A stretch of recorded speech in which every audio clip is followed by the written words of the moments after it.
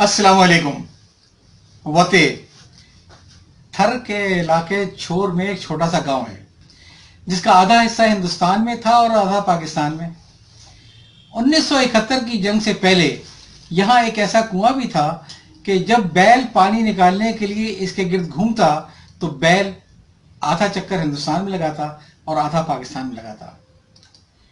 जंग के बाद यह इलाका नो जोन में आ गया तो इस्तेमाल में न रहने की वजह से इस कुएं का पानी भी खुश्क हो गया। अब इस गांव के आधे लोग भारत में हैं और आधे पाकिस्तान में।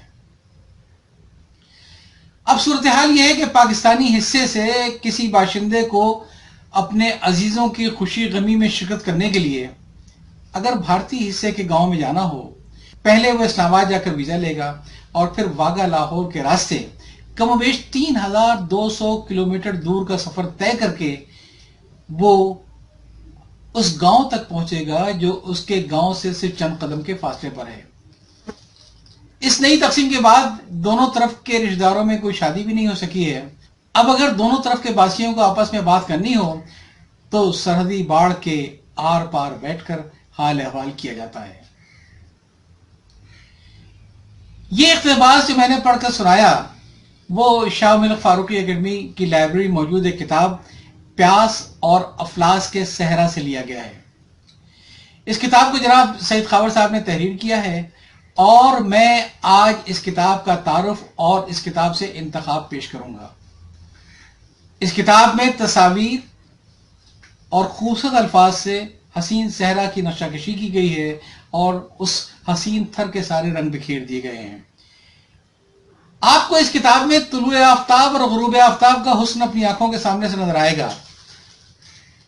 आप सहरा में अपनी आंखों के सामने थर की सबसे मकबूल सवारी यानी केकड़ा भी देख पाएंगे जो मुकामी हुनरमंद पुराने फौजी ट्रकों की बॉडी को तब्दील करके तैयार करते हैं।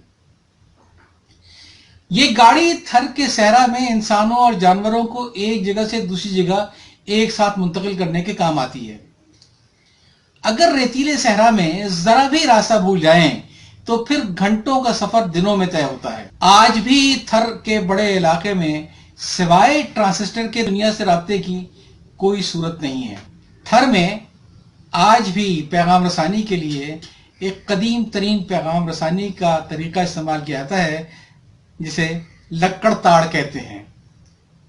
अगर किसी थरी को कोई पैगाम देना हो तो वो केकड़ा स्टॉप पर जाकर जहां उसे पैगाम भिजवाना है वहां के मुसाफिर को तलाश करता है और अपना पैगाम उस मुसाफिर को बतौर अमानत हवाले कर देता है। फिर वो मुसाफिर भी जब अपनी मंजिल पर पहुंचता है तो सबसे पहला काम ये करता है कि वो पैगाम उसके घर वालों को पहुंचाता है और पैगाम पहुंचाने के बाद ही फिर अपने घर की तरफ जाता है। इतना जिम्मेदारी का सिस्टम है इस लक्कड़ ताड़ की पैगाम रसानी के अंदर। इस किताब में जिक्र मिलता है थर के सहरा में मौजूद हिरन, तीतर, मोर, तिलोर और अकाब के अलावा भी कई नायाब परिंदों का। इस किताब में आप जिक्र देखेंगे उन जहरीले सांपों का भी जो थर के सहरा में पाए जाते हैं और जिसमें 6 फुट लंबा पैन बला भी शामिल है। और पैन बला की खास बात यह है कि डसता नहीं है बल्कि सोए हुए आदमी के मुंह पर एक फूंक मारता है जिसके बाद 12 घंटे में उसकी मौत यकीनी हो जाती है। इस किताब में आपको सहरा में खिलने वाले कई खुशबूदार फूलों का भी जिक्र मिलेगा और जिसमें कुछ फूल तो ऐसे हैं कि गाय अगर उन्हें खा ले तो फिर गाय के दूध से उस फूल की खुशबू आनी शुरू हो जाती है। सईद खावर साहब का ताल्लुक थर से नहीं है लेकिन बकौल सईद साहब उनकी रूह सहरा के ताकुब में रहती है। वो दुनिया के चौथे बड़े सहरा चोलिस्तान में पैदा हुए और रूही माँ के बाद उनकी दूसरी पनाहगाह थी। उनके बाबा भी चोलिस्तान के रहने वाले सच्चे रोहिले थे। उनका इश्क बेआबो गया चोलिस्तान की सरजमीन से था। उनके वालिद भी दीगर चोलिस्तानियों के साथ रियासत भावलपुर के अब्बासी खानदान के बेहद अकीदतमंद थे, लेकिन खुद सईद खावर साहब के खून में हुक्मरानों के लिए वो अकीदत और मोहब्बत कभी न रच बच सकी जो उनके बुजुर्गों के खून में शामिल थी। इसीलिए जब भुट्टो ने उमराए भावलपुर के महल पर ताले लगवाए तो उनकी माँ और घर के मकीनों समेत शहर के सारे लोग धाड़े मार मार कर रोते रहे। لیکن سعید خاور صاحب کو ان کا رونا بالکل اچھا نہ لگا اور وہ اس رات آنگن میں تنہا بیٹھے سب کی نقلیں اتارتے رہے۔ چولستانی صحراؤں کے مکین کی سرکار یعنی نوابی نے بھاولپور کی تعظیم سعید خاور صاحب کو کبھی بھی اچھی نہ لگی۔ چنانچہ ان کے والد نے جو سعید خاور صاحب کے آئیڈیل سے ایک دن ان کے سامنے ولی عہد شہزادہ صلاح الدین عباسی کی قدم بوسی کرنا چاہی تو سعید خاور صاحب کے اندر کا باغی تڑپ کر باہر نکل آیا۔ شہزادے اس کے محافظین اور خدمتگاروں کی موجودگی میں اپنے باپ پر وہ چیخ اٹھے کہ بابا اس آدمی کے سامنے کیوں جھکتے ہو؟ یہ خدا تو نہیں ہے، آپ بڑے ہو، یہ عمر میں آپ سے چھوٹا ہے، اسے آپ کے قدم چھونے چاہیے، آپ کو نہیں۔ 368 صفحات پر مشتمل اس کتاب میں 100 سے زیادہ صفحات تو کتاب کے شروع اور آخر میں صرف کتاب پر تبصرے میں مشتمل ہیں، اور کتاب کا بڑا حصہ تھر پر ان کے ذاتی مشاہدات کے بجائے مختلف 1.5 درجن کے قریب مضامین اور تاریخ کی کتابوں پر مشتمل ہے، جس سے انہوں نے سندھ، چولستان اور تھر کے بارے میں کبھی پڑھا وہ سب انہوں نے اس کتاب میں سمویا ہے۔ اسی طرح سندھی اور ہند کو کافیاں، سہیل عاصم اور ساجد علی صاحب کی تھر کے بارے میں خوبصورت تصاویر بھی اس کتاب میں آپ کو نظر آتی ہیں، جس نے اس کتاب کو 4 چاند لگا دیے ہیں۔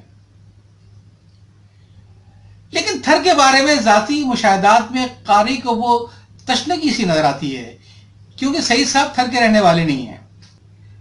زندگی میں پہلی بار صحافیوں کے ایک وقت کے ہمراہ وہ 1999 میں پہلی بار تھر گئے، صرف 1 ہفتے کے لیے، جب بقول ان کے یہ موقع انہیں ایک سیاسی جماعت نے فراہم کیا جو بھوکے اور پیاسے تھر کے باشندوں میں نصف نرخ پر یعنی 5 روپے فی کلو کے حساب سے کئی ٹرک آٹے کی تقسیم کر رہی تھی، اور جس جماعت نے اس موقع پر تھر میں 2 درجن سے زیادہ کنویں بھی کھدوائے۔ مگر مجھے تعجب ہوا کہ اس سیاسی جماعت کی اس کوششوں پر انہوں نے صرف ایک طنزیہ جملہ لکھنے پر اکتفا کیا: چند کنویں کھودنے اور آٹے کے چند ٹرک تقسیم کرنے سے ہزاروں میل رقبے پر پھیلے تھر میں جو قحط ہے اس پر قابو پانے میں کیسے مدد مل سکتی ہے۔ لیکن موصوف نے تھر میں اس سیاسی جماعت کے کاموں کا جائزہ لینا تو دور کی بات، اس کا نام تک لینا مناسب نہ سمجھا، بلکہ سارا کریڈٹ خود ہی کو دے دیا۔ لکھتے ہیں، اس سے قطع نظر ایک چولستانی کو تھری بھائیوں کے دکھ بانٹنے کا جو موقع ملا، اس سے بڑی سعادت اس کے لیے کیا ہوگی۔ مجھے سعید خاور صاحب کی یہ بات اس لیے عجیب لگی کہ انہوں نے ایک طرف تو ان نام نہاد غیر سرکاری نجی تنظیموں کو تھر کے نام پر دنیا بھر سے مال بٹورنے پر سب تنقید کا نشانہ بنایا، انہیں مافیا قرار دیا، بلکہ ایک پورا باب لکھا انہوں نے اس بات کے اوپر کہ جس میں بتایا گیا ہے کہ یہ نجی غیر سرکاری تنظیمیں کس طرح بہت منظم طریقے سے غیر ملکی امداد کو جمع کر کے ہڑپ کر رہی ہیں۔ خاور صاحب کا تجزیہ یہ ہے کہ ان تنظیموں کا کردار کاغذی ہے، سستی شہرت کی علت اور بڑے پیمانے پر مالی بے ضابطگیوں میں ملوث ہیں، یہ صرف مال بٹور رہی ہیں۔ وہ دوسری طرف اس سیاسی جماعت کا نام بھی نہیں لینا چاہتے جس نے انہیں زندگی میں پہلی بار تھر دکھایا اور وہاں انہوں نے اس کو کنویں کھودتے اور آٹا تقسیم کرتے بھی دیکھا۔ انہیں بتانا چاہیے تھا کہ 1 ہفتہ انہوں نے تھر میں کیا دیکھا۔ کیا وہ سیاسی جماعت بھی دوسری غیر سرکاری نجی تنظیموں کے طریقے سے تھر کے نام پر صرف مال بٹور رہی تھی اور عملی کام کوئی نہیں کر رہی تھی؟ اگر وہ ایک کھل کر لکھ دیتے تو یقیناً اس سیاسی جماعت کا چہرہ بھی کھل کر سامنے آتا۔ بہرحال اس مختصر وقت میں پوری کتاب کے تمام اقتباسات دینا مشکل ہے، میری ریکویسٹ ہے کہ آپ اس کتاب کو ضرور پڑھیے، بہت انٹرسٹنگ کتاب ہے، آپ کو کافی لطف آئے گا۔ اللہ حافظ۔